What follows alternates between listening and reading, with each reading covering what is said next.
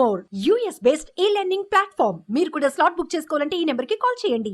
రాజ్యసభలో వైసీపీ బలం మరింత పెరిగింది. వైసీపీ ముగ్గురు రాజ్యసభ అభ్యర్థులు ఏకగ్రీవంగా ఎన్నికయ్యారు. 3 స్థానాలకు వైవి సుబ్బారెడ్డి, గొల్లా బాబురావు, మేడ రఘునాథరెడ్డిలను వైసీపీ ప్రకటించింది. అయితే పోటీ లేకపోవడంతో వైసీపీకి చెందిన ముగ్గురు అభ్యర్థులు ఏకగ్రీవంగా ఎన్నికయ్యారు. దీంతో రాజ్యసభలో మొత్తం 11 స్థానాల్లో వైసీపీ సభ్యులు ఉన్నారు.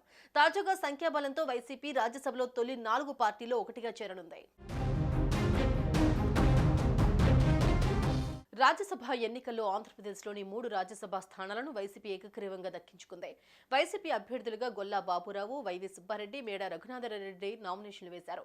అయితే టీడీపీ పోటీకి దిగకపోవడంతో ఆ 3 స్థానాలను వైసీపీనే కైవసం చేసుకుంది. టీడీపీ రాజ్యసభలో ప్రస్తుతం ఉన్న కనకమేడల రవీంద్ర కుమార్ రిటైర్ కానున్నారు. సంఖ్యాబలం సరిపోక టీడీపీ తమ అభ్యర్థిని పోటీలో నిలబెట్టలేదు. ఇక కొత్తగా ఎన్నికైన వైసీపీ సభ్యులు ఏప్రిల్ 2030 వరకు ప్రాతినిధ్యం వహించనున్నారు. మిగిలిన సభ్యులు విజయసాయిరెడ్డి, ఆర్ కృష్ణయ్య, నిరంజన్ రెడ్డి, బీదా మస్తాన్రావు జూన్ 2028 వరకు పదవీ కాలం ఉంది. ఆళ్ల అయోధ్య రామిరెడ్డి, మోపిదేవి వెంకటరమణ, పిల్లి సుభాష్ చంద్రబోస్, పరిమల్ నత్వానీ పదవీ కాలం జూన్ 2026 వరకు ఉంది.